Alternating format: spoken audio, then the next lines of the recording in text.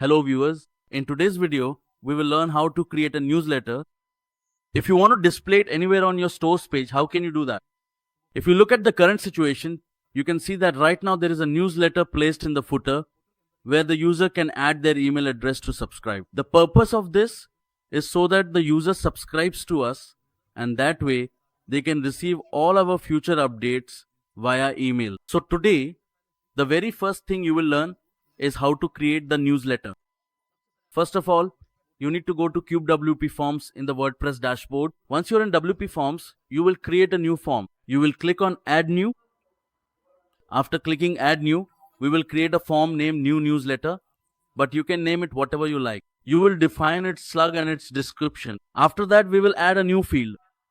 You must have noticed that usually subscription letters or newsletters have an email field on them. So accordingly, we will also add an email field. For the select option, we will choose email as the field type. Now, here's an important thing. You need to copy the field name.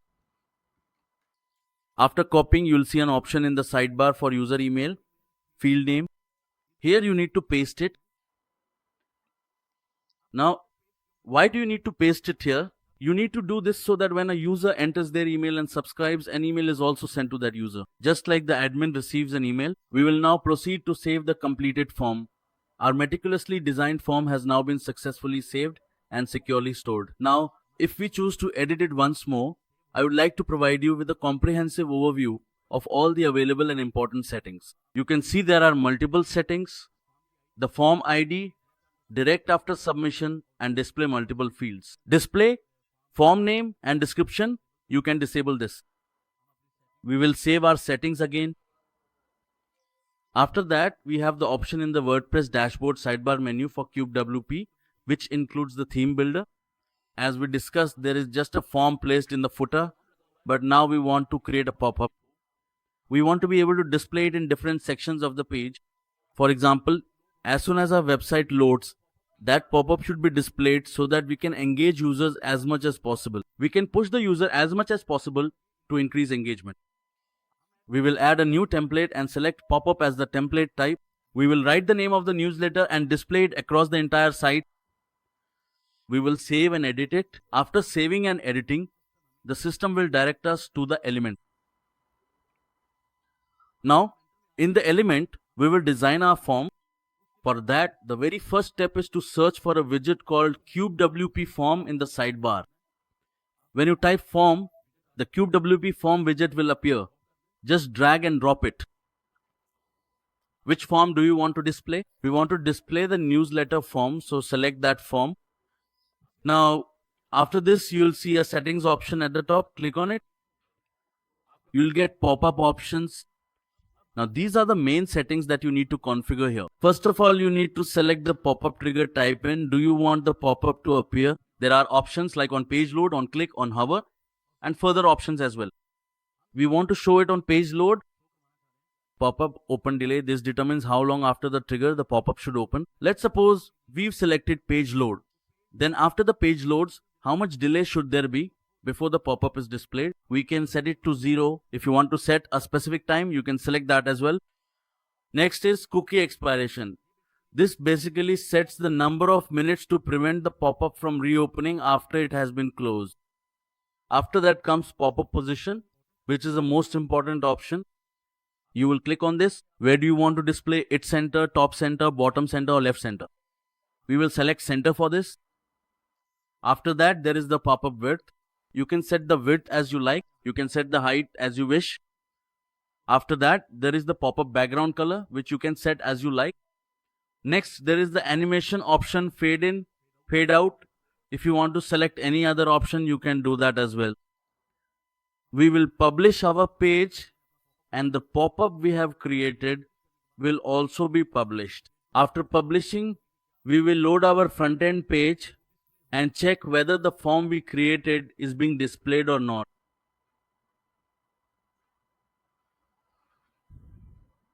You can see that our page has loaded and the form we created is being displayed on it. Now, it has multiple positions. Let's suppose we had selected center. Now let's set it to bottom center. Let's publish it. We will check whether the changes are being reflected or not.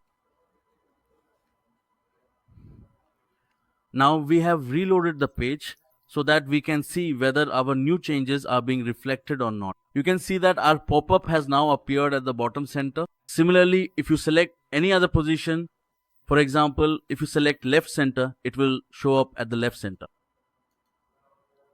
Again, you need to reload the page. Remember, whenever you change the settings, you need to refresh your page again so that the settings you made are properly reflected. Now you can see that since we selected left center, it is showing up at the left center. Now you can see that the background color and the pop-up color are the same. We want to change the pop-up color to something different. Let's suppose we make its color a little yellow. And you save the settings again. And we want the pop-up to show in the center. We will come back and reload our page again.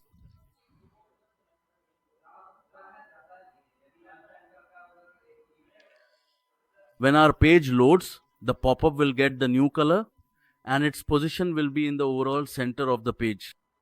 Yes, you can see that our pop-up is appearing and has come to the center of the page. Now, if you click on the side, our pop-up does not disappear. If we enter an email here and submit it, it will submit once again. After submission, our page will load again. And since we set it to appear on load, it will become visible again after the reload. Now, how do we close it? We will learn that. Now you will see that our page has reloaded again and our pop-up is visible once more, and clicking on the side does not make it disappear. So to make it disappear, you need to go to Elementor. You need to add an element and add a button, and you can add that button on top of this pop-up. If you want to change the button's text, you can change the text. If you want to add an icon, you can click on the icon library and choose a different icon. For example, if you want to add a cross icon, the cross icon is now displayed. Further, there are styles for this. Where do we want to show it? Do you want to show it in the center? On the right, it's entirely your choice. After that, there's the text color, meaning the color of the cross icon. What should its color be?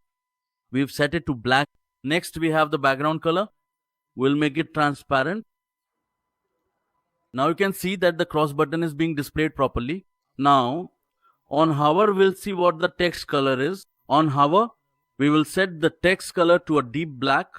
Similarly, when you go into the typography section, it's for adjusting various things like the size and other visual properties of the text. We have now successfully added the cross button. We publish our settings. You will be clearly able to observe that the prominent cross button, which serves as a crucial element for closing or dismissing the interactive window, will be distinctly and visibly displayed directly on top of our newly implemented and fully functional pop-up interface. Yes, so our page has loaded. You can see that the cross option has appeared, but when we click the cross, it doesn't disappear. Now, why isn't this happening? For that, you will need to go back to Elementor. You have to click on this option. You will see settings and there will be a pop-up option. Here you will see that there is a shortcode for pop-up trigger for open and a shortcode for pop-up trigger for close. So we need to copy the shortcode for close. Remember, Elementor does not give you the option to copy it directly. You have to inspect the element, go into the element and copy it from the HTML. We have copied it. After copying it, what we'll do next is click on our close button, the cross button, and go to the advanced settings. Here we have the option for CSS ID. We will assign that ID here. Add the ID, and remember, you need to remove the hash symbol from here. After removing it, publish your settings. Once your modifications have been successfully published and are live, it is essential to then reload your web page once more in your browser to observe and confirm all the visual and functional changes that should now appear as a direct result of your recent updates.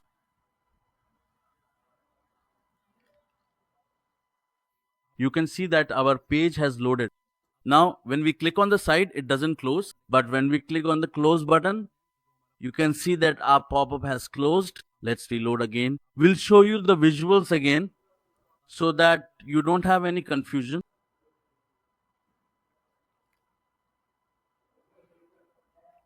Our web page has loaded once again, and you can see that our interactive pop-up has appeared. If you click on the cross button, your pop-up will not appear again. Now you can see that your pop-up is there, and I have also shown you how to change its color. I have also shown you how to add a button on top of it. We've also covered how your pop-up should be created in this video. Along with that, we've also covered how we can create a form. So from step 1 to the final step, we've discussed every single thing related to the newsletter. I hope that your understanding has now developed. Thank you so much for watching this video. Take care.